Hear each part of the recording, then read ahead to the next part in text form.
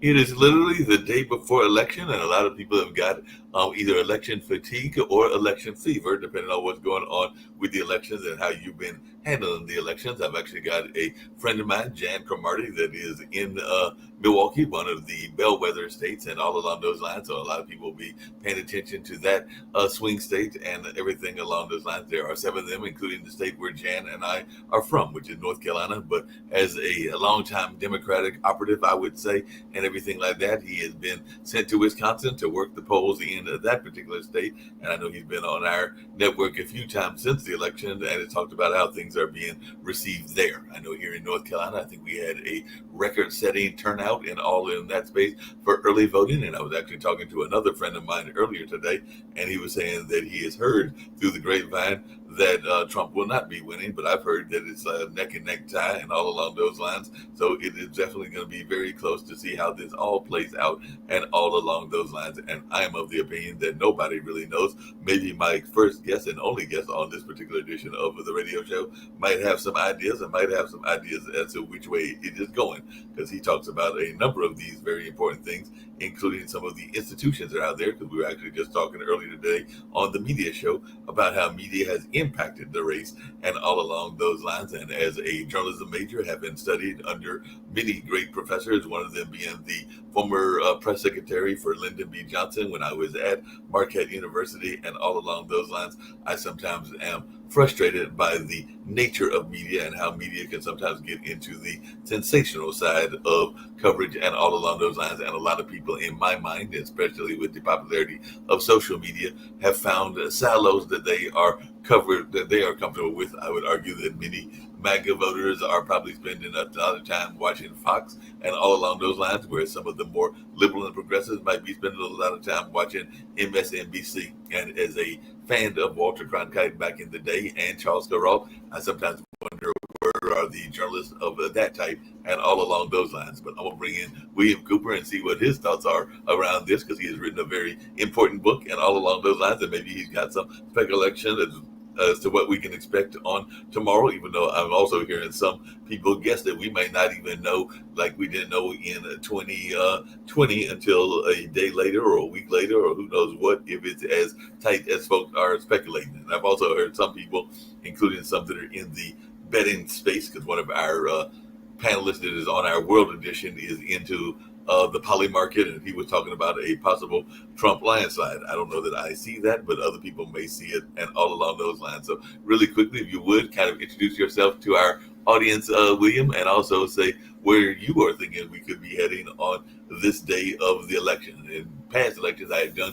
some campaigning, some door-to-door canvassing. Did not do as much this time around, even though I did get enough number of letters from all kinds of candidates, including the candidates from here for governor, both Josh Stein and Mark Robinson, because we've got a very hotly contested governor's race here in North Carolina and all along those lines. And I did, because I was into Daybreaking, which is the kind of rave scene during the pandemic, and they organized a party to the polls on the first day of election early voting. So I did participate in that, did my voting weeks later, or actually right at the end of early voting, and all along those lines, and actually had to get a new voter's ID, because that's one of those things that you had to get, and my old ID, the state ID, had been much expired. So I was actually pleasantly surprised that it did not take as long as I thought it might take to get it, even though there was a young person in line with me, and they were a little bit frustrated that they had to go through the process. But at 62, maybe I had a little bit more patience than the young teenager did, or the young adult, because they might have been in their 20s and all along those lines. But what is your take on the election and what we can expect on tomorrow, since that is the final election day and the official election day, and not early voting? And like I said, I do have Jan that's in Wisconsin. I'm here in Durham, North Carolina. I know a lot of people are paying attention to Pennsylvania, Georgia, Nevada. We actually have another close friend that lives there, and one or two other states. I believe Michigan's in that list as well, and everything. But what is your take as to what we can expect on tomorrow? Thanks, Mark. Great to be here. I will introduce myself as you asked. Will Cooper, author of How America Works and Why It Doesn't. And for your question, I think tomorrow's going to be quite a day. I would be surprised if it's fully resolved.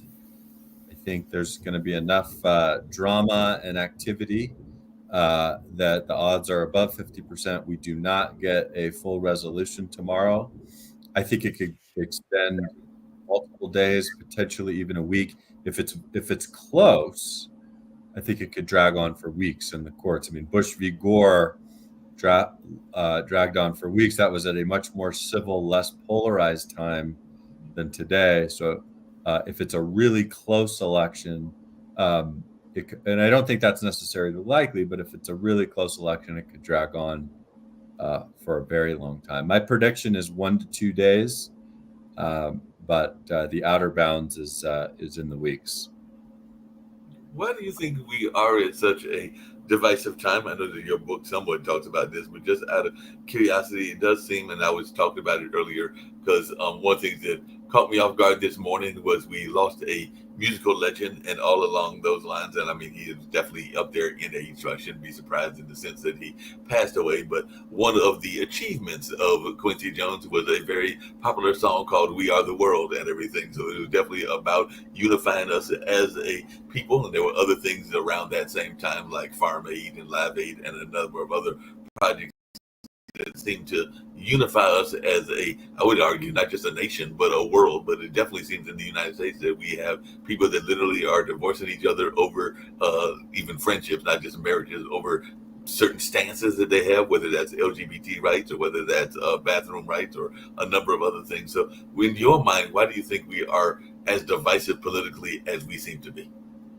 Well, I think there's three factors that all combined to lead us to being as polarized as we are. The first is age-old cognitive bias. We all have it.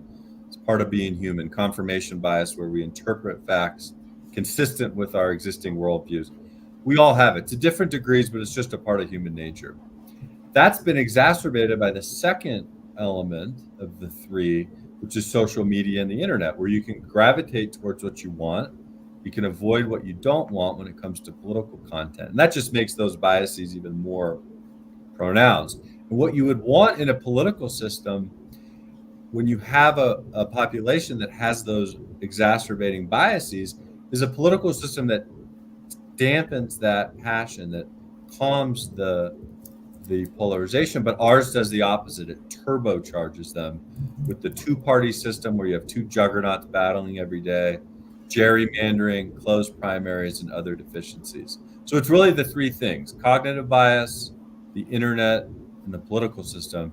You combine those together, it's a flywheel spinning really fast in the wrong direction. Yeah, you mentioned that, and that's one of the things we talked about on the media show, which is earlier today and everything. Because one thing that I brought up, and I'm not knocking certain publications, I'll just bring it up to you and see if you agree or disagree with me. But when I was growing up, and I grew up, like I said, I'm in my early 60s, so I grew up in the 70s and the 80s in terms of teen years and early adult years and all along those lines and everything. And I remember a lot of publications that in this day and age would be considered biased, but a lot of people read them whether they agreed with their views or not. I literally remember a paper, and I know that this can be a loaded term, but I do remember a paper that literally was called The Progressive. That was the name of the paper, and all along those lines. And some people that read it, I don't think were necessarily progressive. I think it might have been some conservatives that read that paper, just like there were conservatives that read The New Republic. And where I might get myself in trouble with some of my evangelical friends and everything is, to me, and I could be wrong about the history of it, but I think Reader's Digest was basically started as almost like a Christian publication and all along those lines. And I could be wrong about that, but that's the impression that I got. It has some strong Christian viewpoints, if not if not strictly Christian, and all along those lines. But it seems like people were willing to read papers and study things that might have been against their views and everything. I even remember papers that were dedicated to like motorsports, and it was, I don't even drive today, but it wasn't. But you would maybe pick them up, and even magazines like Playboy and Penthouse might have articles that had people from different viewpoints and everything. And there were definitely targeted newspapers like Mother Earth to me, and Mother Jones were definitely Mother Jones progressive, and Mother Earth, I would argue, environmentalist. But people didn't seem to have as much of that. While there was probably confirmation bias then, and I know that that's a term that people use a lot, it didn't seem like it was stopping people from going to read things that were opposite of their own personal viewpoints and everything. Whereas now everybody seems to be going toward what their media is that is addressing and backing what they're saying. Am I misreading this in your opinion? I think you nailed it. I think that's exactly right. People want, not everybody, but a lot of people, a big chunk of people consuming political news, they want to get their views reinforced. It feels good. The psychic pleasure of hearing somebody articulate something that you agree with, that supports your tribe, your team, is critical of the other side. That's what people want. It's not about being accurate. It's not about sifting through the evidence to be, arbiters of the truth in any sort of objective way. It's just rah, my team, my tribe, my political party. And that's what people want more and more. And American media ecosystem, much more than historically, is able to provide that and give that to people. And that's what generates clicks and money and large followings and things of that nature. Yeah, I can definitely see that and everything. But another thing that happened with American media, and I don't know, well, I mean, it was big even in the day of what people would call yellow journalism and all along those lines, because we did have a period of time when paper and newspaper and media were controlled by some major institutions and all along those lines. I'm thinking about the Hearst Empire, because like I said, I did major in journalism and all along those lines, and there were others that were similar to Hearst, and you even had the newsboys that would be out there chanting to get you to buy their paper and all along those lines. But now it seems like, in my understanding, like I said, I've been in media since graduating from college back in December of '84, so it means I've been in this field for about 40 years in one form or fashion or another. A lot of it seems to be corporate driven and seems to be very much corporate monopolies, for lack of a better term. I want to say it's like maybe 5 media institutions that own the bulk of the media out there and everything. So is that part of the problem as well? And is that part of what your book is dealing with? Because that's where I sometimes get frustrated as one that went into media hoping to be, I'm just going to tell you what I was hoping. When I went into media, I was definitely hoping to address some of the issues, whether it was environmental, whether it was race, or a number of other things. I did love the notion of being a investigative journalist, and I admired the works of Woodward and Bernstein and what they did with Watergate, and maybe was hoping to go in that same kind of path and all along those lines, even though a lot of the stories I did even back then were human interest and everything like that. But how much should we be concerned about the corporatization of the media, for lack of a better term? It's an important factor. I actually think it was worse before social media, before websites were able to give lots of people voices. So I think now, several decades ago, there was a very small number of players controlling everything. NBC, CBS, ABC, the major newspapers, certainly the local papers throughout the country as well. But it was a little bit more concentrated, I think. Those powers are all still there here today, and they have a lot of influence, and they can be very pernicious at times in how they cover things.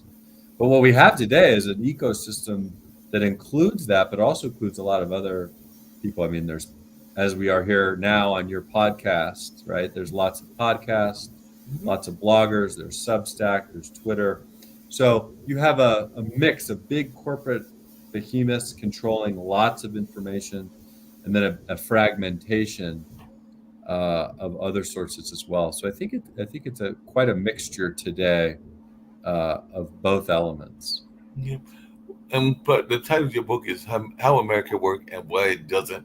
And it's definitely a brief guiding to part of what we're talking about and everything. So in your mind, what are some of the reasons, you kind of touched on them, we went more on the media, but what are some of the reasons that government doesn't work? Because I mean, even here on this network, we had David Walker, who was a former comptroller general and regularly does an economic show with us and everything. And he had this, he was part of the No Labels movement and everything. And he was also part of the effort to have candidates that probably will, if they're lucky, get somewhere between half a percentage to maybe a percentage or two of the vote and everything, because I know he had the Constitutional Party and the Green Party and the Libertarian Party on a debate recently, and there were other candidates that were on, because I think they did like 3 or 4 debates and everything, and we aired it here on Pod TV. I know it aired on CNN, but a lot of people would say that while there's been this notion of having a third party, I mean, as far back as Lola Falani and some of the others as well, we're pretty much stuck in the 2-party system, and I don't know that we'll ever get out of the 2-party system, just like I don't know that we'll ever get out of the electoral college, even though I know that there are people that would like both of those things to happen and everything like that. So what is your thoughts on the U.S. political system and whether it can be reformed, or should it even be attempted to be reformed? Well, there's lots of, lots of deficiencies. I'm strongly in favor of reform. It's really hard. I mean, the Electoral College, for example, is right there in the Constitution. It made more sense when it was enacted than it does now, but we can't just abolish constitutional provisions without going through the right process of an amendment, which is very difficult to do. Gerrymandering is just a very awful practice where legislatures are supposed to be there protecting the people and representing the people with respect and dignity, just flagrantly rewrite districts for partisan purposes and disenfranchise huge swaths of the population in the process. And then you've got the two political parties that you mentioned, I think rightly. You've got the Democrats, Republicans. Third parties can play spoiler every now and again, but they never actually get traction and actually rival the Democrats and the Republicans when it comes to power. The Democrats and the Republicans are not, in my view, very good typically at formulating policy, but they're extremely good at holding on to their monopoly, right? It has been just Democrat versus Republican in this country for decades and decades and decades. It's really hard to break in. The incumbents are very good at maintaining their power. Now, if we did have third party, it wouldn't solve everything. Multi-parties create their own problems. There'd still be all sorts of gridlock, social media, and human bias. All of those things would still be there, but I do think it would help. And what it would do, having a third party in there as the key of any reform, Mark, I think would be, it would directly address the single biggest problem we have in our politics, which is just this polarization that's rooted in a lack of ideas, a lack of a vibrant marketplace of ideas. You're either a Democrat idea or a Republican idea. And there's lots of issues that could use many, many different voices, different angles, different perspectives. So I think it would be very positive if we got a third party in there, but much easier said than done. Yeah, much easier said than done and everything. You bring up a couple of points, and I'd love to hear your thoughts around both of these and everything. Because my understanding, and I'm not knocking it because you would definitely fall in that category, even though I am a light-skinned African American. Some people that were watching it might see the light-skinned more than the African American part and just assume that I am part of that other class of people, meaning European Americans and all along those lines. But I am not, just happen to be one of the lighter-skinned versions of the African American population. But one of the things that talks about in that sense and all along those lines is this notion of what was being created and everything. And I'd just love to hear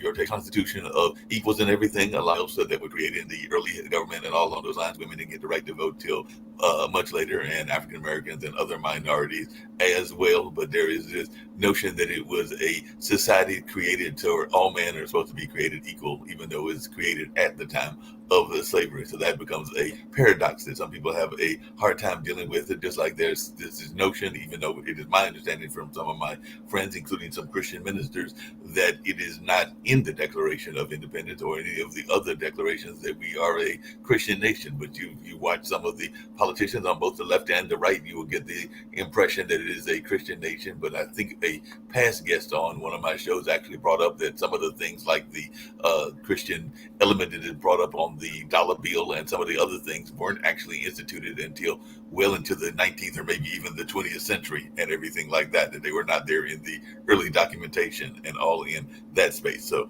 even though it's a very popular, you go to the dollar bill and it's got that Christian slogan and everything, and there's some other things that are seen as being part of our institution of government that were instituted much later. I want to say even some of the things that we celebrate, like the Star Spangled Banner and some of the other things, might have come up later as well, and everything in some of the world wars and all in that space. So how much of our misinterpretation of history is part of the problem as well?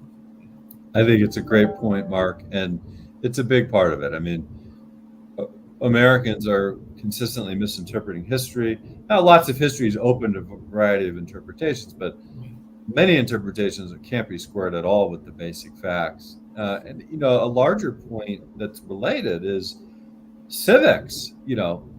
Basic understanding of civics and how our government works is shockingly lacking. The University of Pennsylvania Annenberg School of Communication does a poll every year, asks lots of questions. And half the country doesn't have a basic sense of what the First Amendment's all about.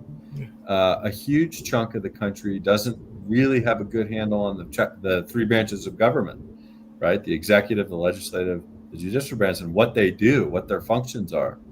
So it's really striking. And democracy is rooted in the people, right? Our representatives are supposed to come in and represent the people and listen to the people and enact legislation and enforce laws consistent with what the people want in a general sense. And if the people are just totally unmoored from our history, from the basic underpinnings of how our government works, it's not going to go as well as it could, to put it mildly. No, and along those same lines, it's interesting you bring that up because I was talking to a lady that used to be a teacher in the New York school system. I think she's also done some acting and is part of the another institution in addition to Pod TV that I work with, which is an African American Cultural Arts Center, the Hayti Heritage Center. But we were remembering, and it wasn't that long ago when a lot of our kids were hearing "I'm Just a Bill" and some of the other kind of things that dealt with legislation and all along those lines. And while I don't have any kids of my own, I do have nephews, and I sometimes wonder how much of the basic principles they're even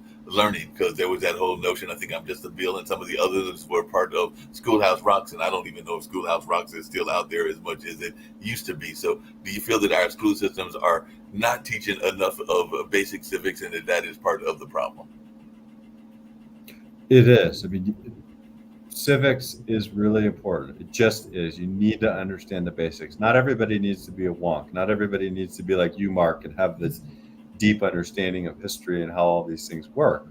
But people need to just understand where they sit in this country and how the country works, and as a citizen, what that means, who the representatives are, what people are involved in shaping their lives in these really important ways. And what's happened, I think, over time is the American experiment has been a great success in a lot of ways. It's not perfect. We made lots of mistakes. There's lots of things we could have done better from the beginning until now. But in general, it's been a success, and people on average live a lot better in the United States today than people have lived throughout history in other countries and even in our own country early on.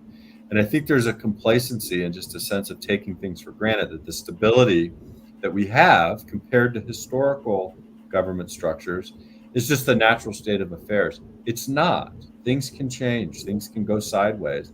And a really important part of keeping things going the right way is a basic understanding of how things work, being informed at the ballot box, understanding how the system works, and what our roles as citizens are within that system. And you mentioned another word earlier today, and I'd love to hear your take on this, even from the standpoint of understanding history and civics and all along those lines. Because I've actually had this argument with some people, even here on the network and everything. Because in my understanding, gentrification, and you mentioned that earlier, has been a very powerful tool in terms of dismantling things and all along those lines. Because, like I said, I literally grew up in a rural town, Warrenton, North Carolina, in terms of my teen years and everything. But I was born here in Durham, North Carolina, which is one of the original, along with Tulsa, Oklahoma, and a number of others, Black Wall Streets. But it was intentionally had destroyed when the highway went through it. And it was the people that made that decision to have the highway go through it, even though it was a vibrant and thriving African American business community. And I know that even in various cities around the country, there are intentional divides, walls, and highways and other things that are put in that intentionally divide us, and all along those lines. But when I brought it up even to some of my fellow panelists on this network, they're thinking that institutional racism isn't as much of a real thing as I feel it is, and all along those lines. And they sometimes think that we are playing that victim mentality. That's a common term that people love to use, and everything along those lines. But what do you say to folks, since gentrification is part of what you've studied as well, when they don't see that their gentrification can be a very real thing? Like I said, the part of Durham that was called the Black Wall Street was very vibrant, had a lot of various businesses, and ironically was supported by some of the white elite, including the Dukes and everything along those lines. But then when the Department of Transportation, ironically a federal agency, decided where they would get the best use of highway property in terms of making an interstate highway, they chose an area that was, while vibrant, also from their standpoint, something that would be better to have that interstate up and down traffic. So they opted to destroy that, and they got some people to buy into it, including some of the leaders of that community at that time and everything, and made promises, some promises that were thwarted and unkept, and all along those lines. But I just wanted your take on gentrification, because it is something that we're even seeing now. I think in New York, we're seeing it in Harlem, and in various places around Pennsylvania and around Georgia. We're seeing it as well. So it seems to be an issue. It was an issue in the 60s when I was a baby, and it's even an issue in the year 2024. So what is your take on gentrification and its role in politics? I think we're even seeing it in some of the voting things that are going on this time around, and what some people are considering voter suppression. Yeah, it's a big issue. You're right, Mark, that it's important. Been around a long time. Certainly something that impacts many, many millions of Americans every day. And there's that history. There's a history. I talk about the Tulsa Race Massacre in the book. One of the things that I talk about in the book is our history, and how it's important to not just celebrate the good things in our history, but also acknowledge the bad things. And gentrification and the Tulsa Race Massacre, there have been lots of really negative things too. It's important to take the whole, right? Try to take the whole and figure out what the best balance of things are. But I think in all, you're right. It's an important issue, something that we should all be focused on. Now, I know one of the things you had, and I'd love to hear a little more about this French quote that is something that was, I guess, put in your book and everything, but somebody was mentioned and everything, which is de Tocqueville, and it's the greatness of America lies in not being more enlightened than any other nation, but rather in her ability to repair her faults. And I'm glad you mentioned that, because that's one of the things that I do for the Hayti Heritage Center, in addition to being a site coordinator and sometimes consultant on their various events, is I'm considered one of the staff historians. And I like to say that I love to talk about that history, warts and all. So one of the things that I will oftentimes do is I will bring up a veve, which is a Haitian symbol that is up at the top of the building and all along those lines. And there's different interpretations as to what it represents. Some people think it represents Papa Legbe, and other people think it represents Ursula, but there is definitely a Haitian connection there. But I also will point out the biggest stained glass in the building, which is a converted AME church and everything, which actually belongs to Mr. Duke. And yeah, I'm talking about Mr. Duke of the Duke family and all along those lines. And his stained glass is even bigger than that of Jesus Christ. And there are two stained glasses of Jesus Christ. So one of the things that I love to do is bring up what you just did, which is the notion of history, warts and all. But I don't know that we do enough of that and all in that space. So is that something else that we can do a better job of, is exploring both the good sides of our history and the negative sides of history, and not necessarily a whitewashing sides of what is going on, which I sometimes feel both sides of politics do too much of, is whitewashing it to appease whatever their opinion is. Absolutely. I mean, look, if you're a politician or a political operative who earns your paycheck being in politics, you have incentives to create narratives, to tell stories from a certain angle. Okay, you want to get people to vote for you, right? That's your job. But if you're a citizen, if you're just waking up in the morning and you've got a job and you're going about your life, you've got your family, your incentives, to me, should be to be accurate.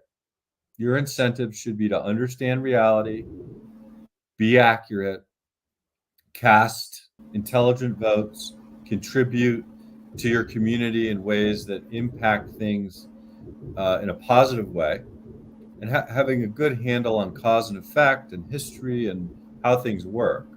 The idea that a citizen should just wake up in the morning and have all of these inaccurate, highly charged, partisan perspectives on all these things and just howl into the wind things that aren't true and don't make sense, it's baffling. I think we should, as citizens, try to be informed and accurate, and then let the chips fall where they may politically. I mean, sometimes Democrats are right, sometimes Republicans are right. I think it's fair to think one is better than the other and all of that.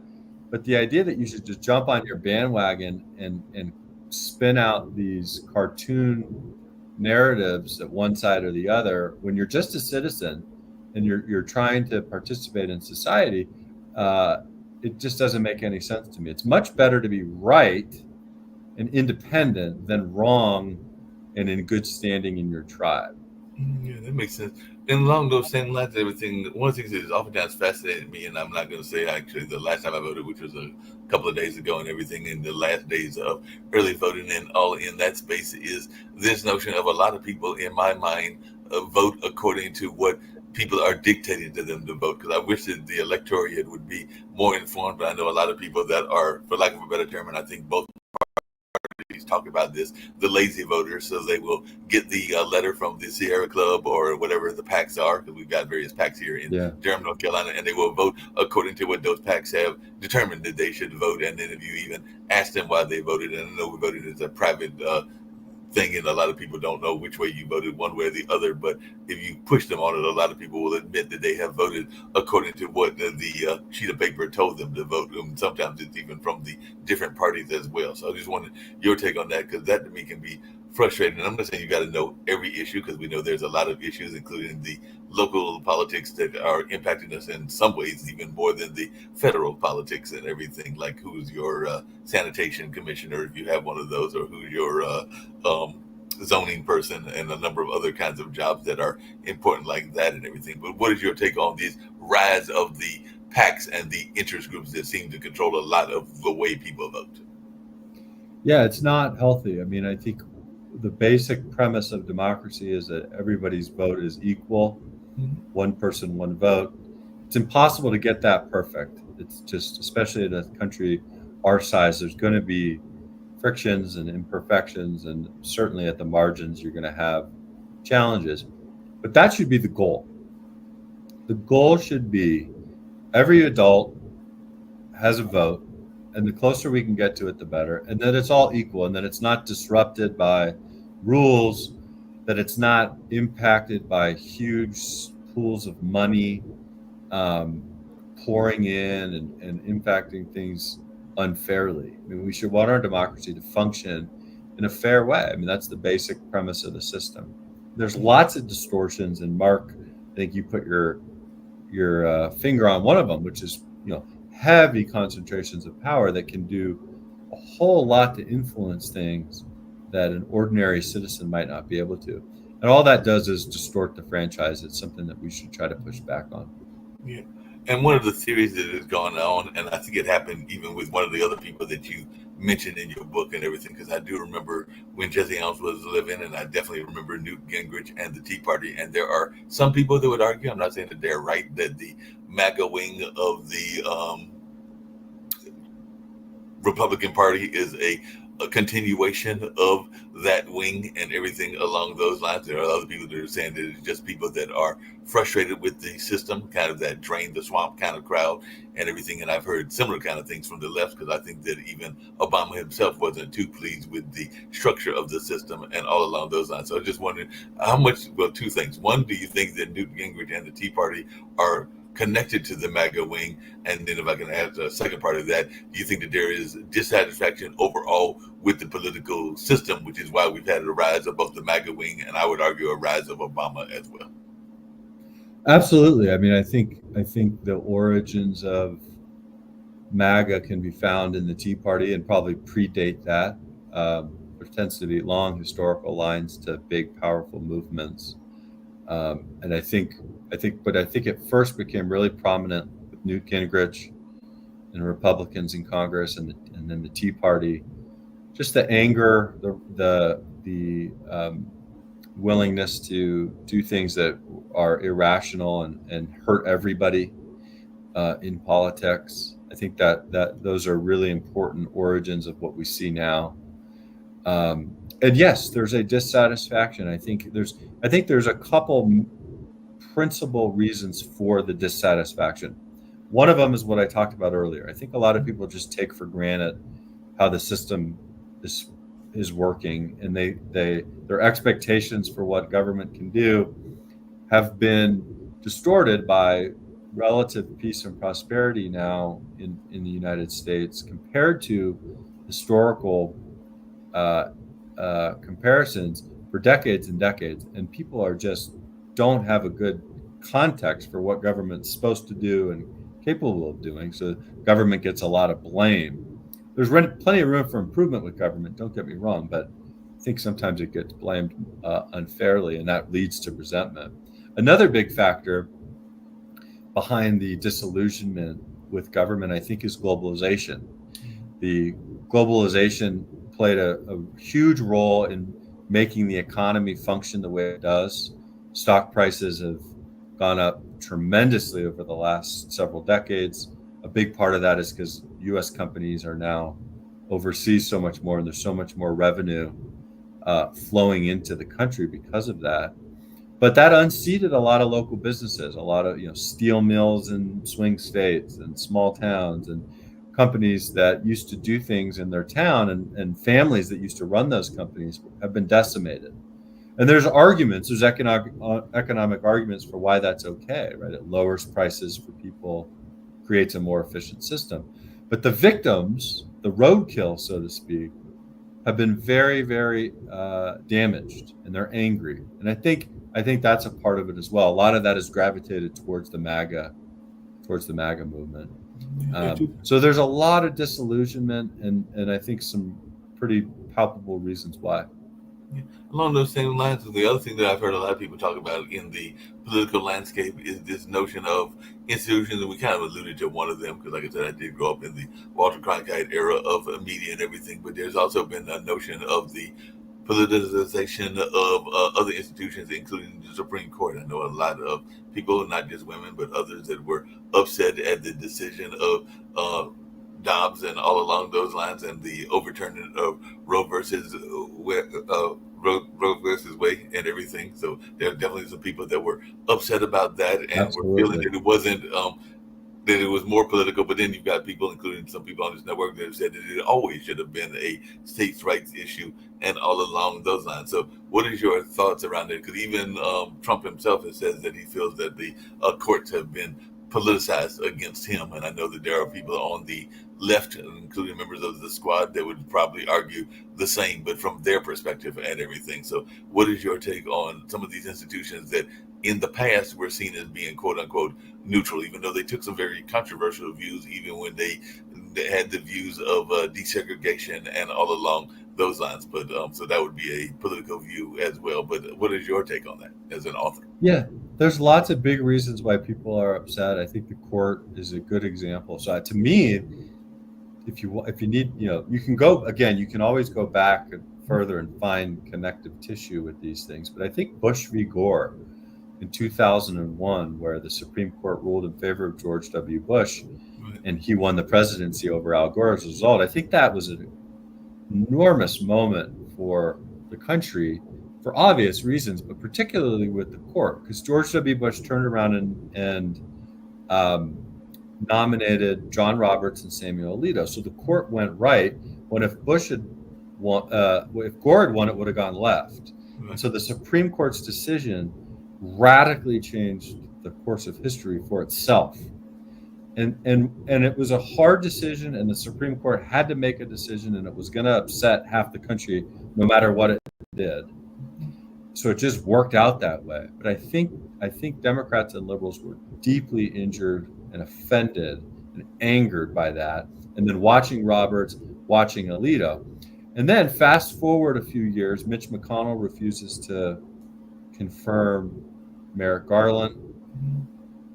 Instead, you get Neil Gorsuch. Then Kavanaugh's hearings were very explosive. And then Ginsburg passes away. And instead of saying, nope, we're not going to confirm anyone because it's the last few months of before the presidential election, just like we didn't confirm Garland, the Republicans totally flip-flopped, confirmed Amy Coney Barrett. So right now there's 6 conservatives, 3 liberals. If things had gone differently, Bush v. Gore, Merrick Garland, Amy Coney Barrett, just slight tweaks in history, that would be completely reversed, and the liberals would be dominating the Supreme Court. And the court, for better or for worse, and I think for worse, decides these huge, huge important issues in American society. And so these losses that were so close and felt illegitimate to the losing side have played a huge role in people's anger. No doubt about it.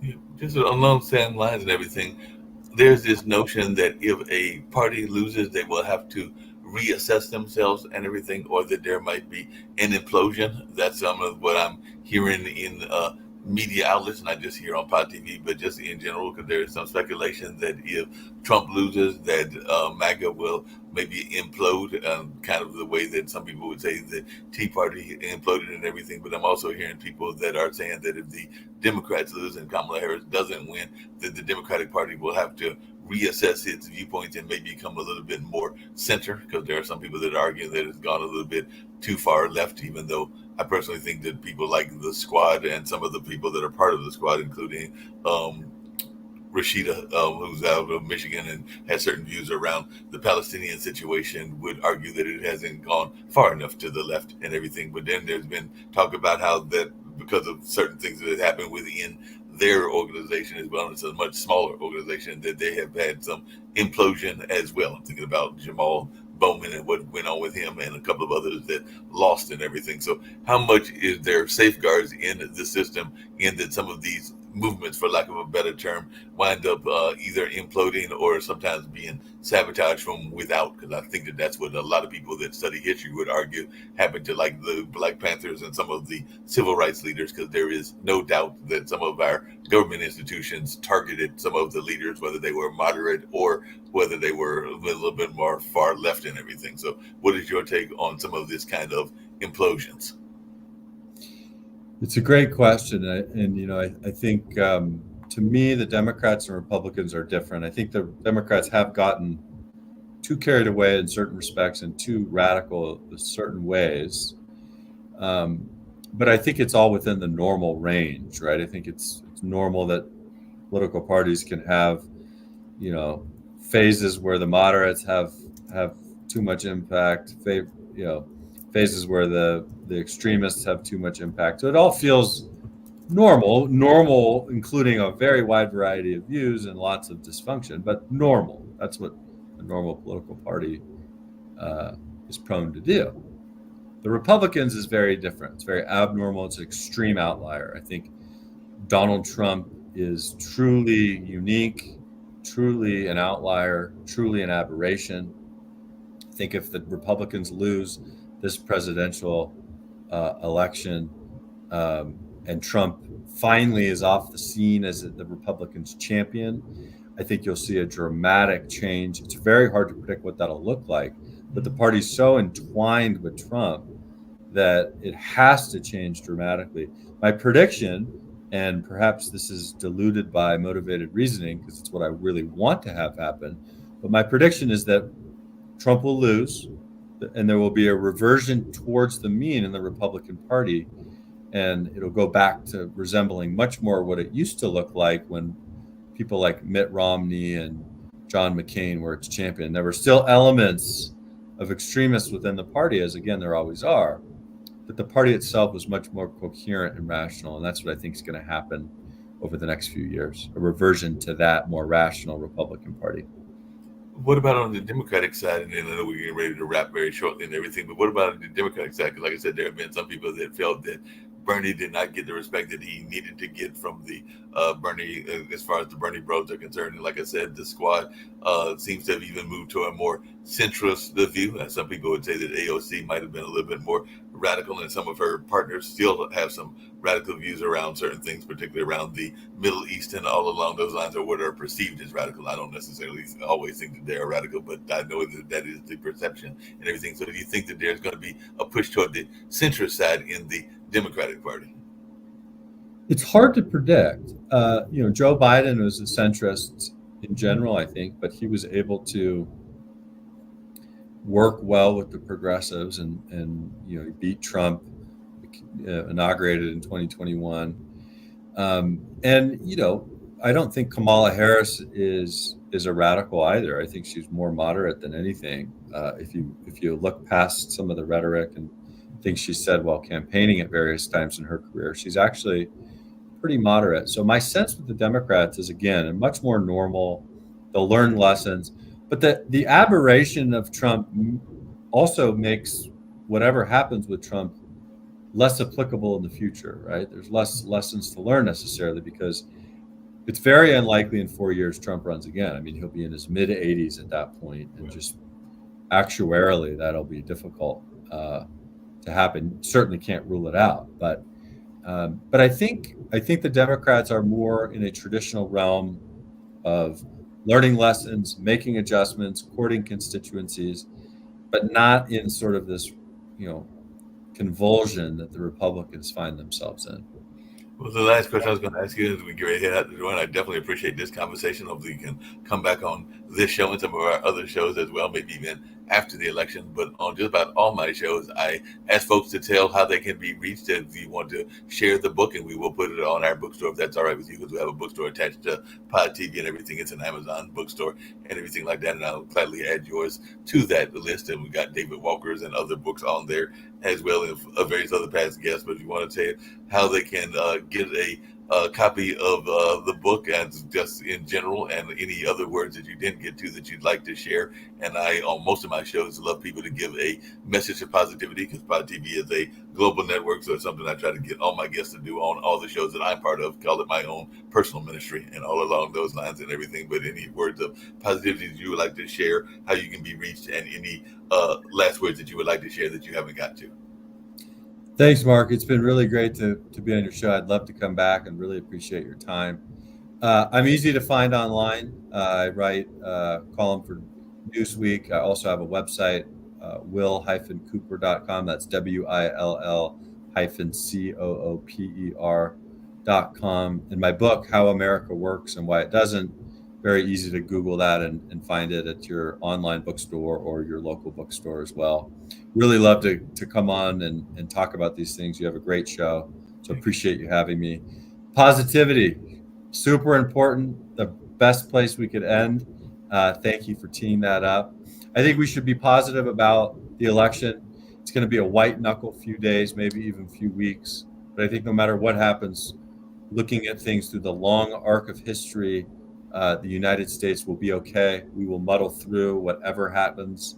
And we can all be thankful for, the general stability that we have in this country, and the many things that we have, the abundance that we have here. Most of us do, not just the wealthy, but most Americans compared to the way people lived before. And that's something we can all appreciate no matter what happens at the polls.